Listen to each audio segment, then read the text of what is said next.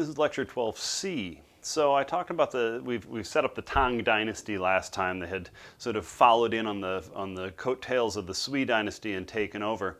I want to talk about some internal politics because the Tang Dynasty had some amazing internal politics.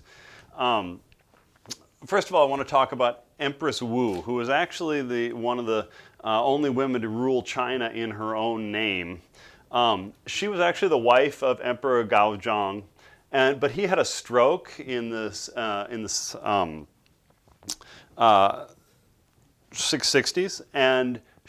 or actually in the 630s, and she took over as regent for him. She ruled in his name, and then when he died, she actually had one of her sons made emperor, but she ruled sort of as a regent for him. And then when he decided he wanted to actually rule China in his own name, she got him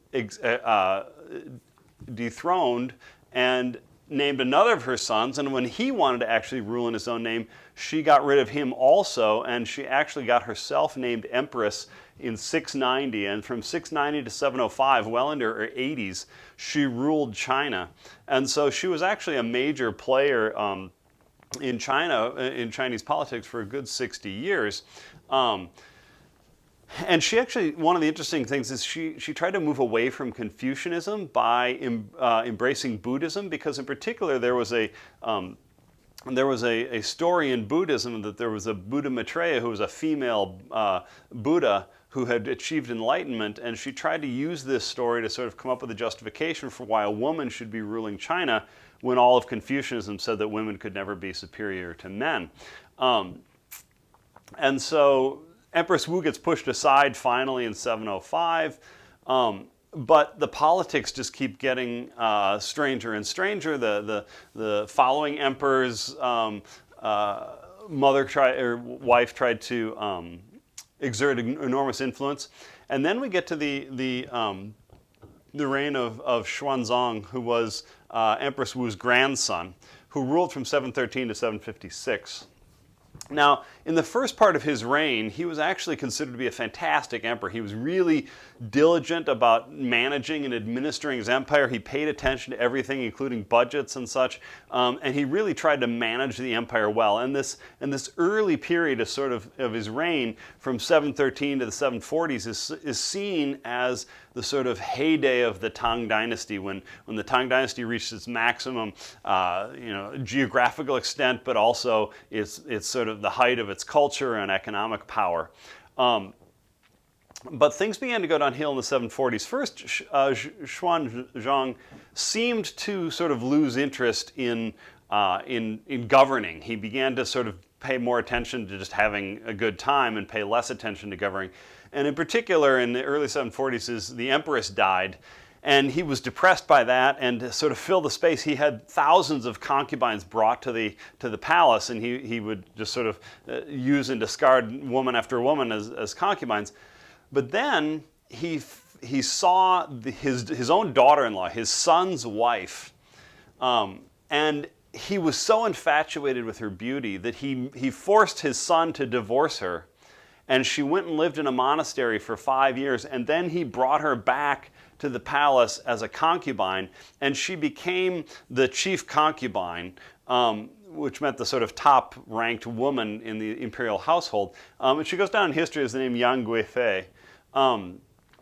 Guifei just means second woman after the empress. So we would wield, from the mid-740s onward, she would wield enormous power over Xuanzang and over the empire. And she in particular, she became so influential, and he listened to her so much that people began to realize that if they wanted anything to happen in the imperial government, they had to bribe Yang Guifei's relatives to let them see her so they could convince her to convince the emperor to do something. It was way more efficient to convince her of something than it was to actually try to convince the emperor. And so, and she did a number of things. First of all, she elevated everybody else in her family. Her 3 sisters got huge titles and enormous amounts of money and wealth. And the story was that the Tang Dynasty at this point was so wealthy that Xuanzang actually was just giving away money to just about anybody who would ask, because he simply didn't know what to do with it. So Yang Guifei gets a lot of her sisters elevated to titles and money, and she also gets Xuanzang to name two of her associates, two people that she was protecting, as two important points in the government.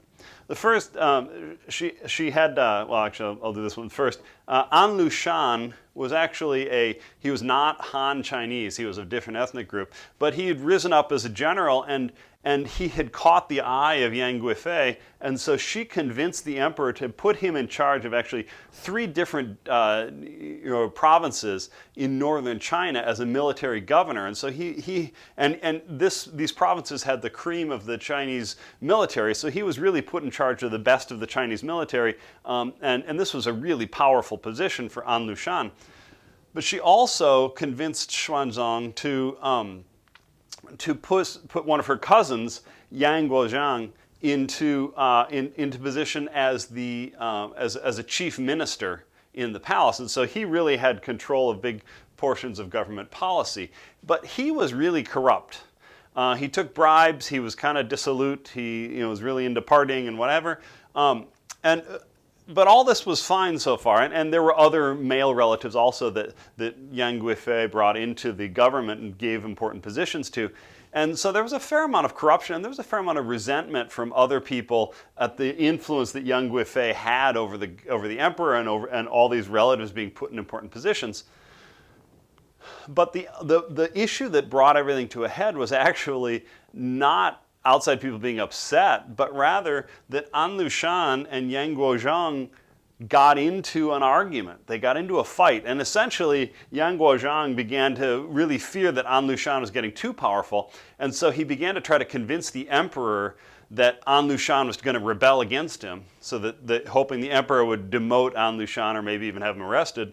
But the emperor doesn't believe him for a long time until finally things come to a head, and Yang Guozhang tries to get An Lushan directly arrested, and An Lushan decides he has to revolt. And so he revolts, but because he controls these northern provinces, which are really important provinces, and because he has the cream of the Tang Dynasty's military, he really, he's in an enormously powerful position, and he actually succeeds. He revolts in 755, and he succeeds in conquering the two main capitals in northern China, and taking over a huge swath of northern China, and he actually forces the emperor and the whole imperial household to flee south to a different capital. Now here's where things get dicey. When Xuanzang is fleeing the capital with Yang Guifei and Yang Guozhang, etc., the household, the soldiers and the household staff basically revolt, and they say they refuse to go unless Xuanzang has Yang Guozhang arrested and executed. So he is actually executed on the road, and then they force the emperor to. They want Yang Guifei killed. The emperor can't do it, but he forces Yang Guifei to commit suicide. So she kills herself. What's also interesting is at about the same time, An Lushan has actually been assassinated by his own son. He dies in 756 also. And so An Lushan's son carries on the revolt, and Xuanzang is facing this revolt inside his own government, and he has Yang Guozhang killed and Yang Guifei commits suicide, but then Xuanzang is actually forced to retire. In 756, he issues an announcement that he is passing the emperorship to another relative, and he retires. And he would actually live for 6 more years. He would die in 762. And he had this weird relationship as sort of a retired emperor who gave advice and occasionally interfered with politics, but mostly didn't. But there was another emperor for the last 6 years of his life. Well, this severely crippled the Tang Dynasty. And it crippled it in a number of ways. Part of the military success of the Tang Dynasty had been the fact that they had given enormous power to individual governors, and individual governors were able to build up a really good military success and make decisions fairly quickly and nimbly, and this had allowed them to really push their conquests into Central Asia. And in fact, early in the Tang Dynasty, Xuanzang, or actually late in his reign, his armies are actually pushing so far into Central Asia that they run into Abbasid Caliphate armies that are invading Central Asia from the south. And so there are actually some battles between the Abbasid Caliphate and the Tang Dynasty in Central Asia. But so having these really autonomous governors who were really militarily powerful was great for the Tang Dynasty pushing out and conquering more territory, because these governors were ambitious and they could respond to things on the ground. They could be nimble. But after the revolt led by An Lushan, and the revolt is finally put down in 763, the Tang Dynasty becomes sort of gun-shy about strong governors, and they try to really rein in the governors and make them weaker, but this actually makes the whole empire weaker. And one of the greatest blows to the Tang Dynasty, though, happens in 763, because the emperor, not Xuanzang but his successor, realizes he doesn't have the military power to reconquer the northern provinces that the An Lushan's rebellion had taken from them. And so they actually ask a Turkish group, a group of Turks, nomadic Turks, to invade northern China. And they do so, and they actually conquer these two capitals, but the Turks then begin to loot the capitals, and they don't actually leave. And they hold on to this northern territory for another 20 years. And this is an enormous humiliation for the Tang Dynasty. It convinces a lot of people that the Tang Dynasty is weak, which becomes a self-fulfilling prophecy as people sort of challenge the Tang Dynasty. But it also deprives the Tang Dynasty of enormous revenues from some of the richest provinces in northern China. And so the Tang Dynasty would hold on. It would last, and it would last until the early 900s, so another 150 years. But it really is crippled from this point onward, partly because of the sort of cracks in the foundation that An Lushan's rebellion had caused, and also the invasion of the Turks here, but also because the response of the Chinese government was to try to weaken the regional governors and their military prowess, and so they weakened their own military effectiveness. And the Tang Dynasty sort of limped along through until the early 900s, when it finally collapsed. So next time I'm going to talk about the Song Dynasty, and I'm also going to talk about some technological innovations that happened under the Tang and Song dynasties.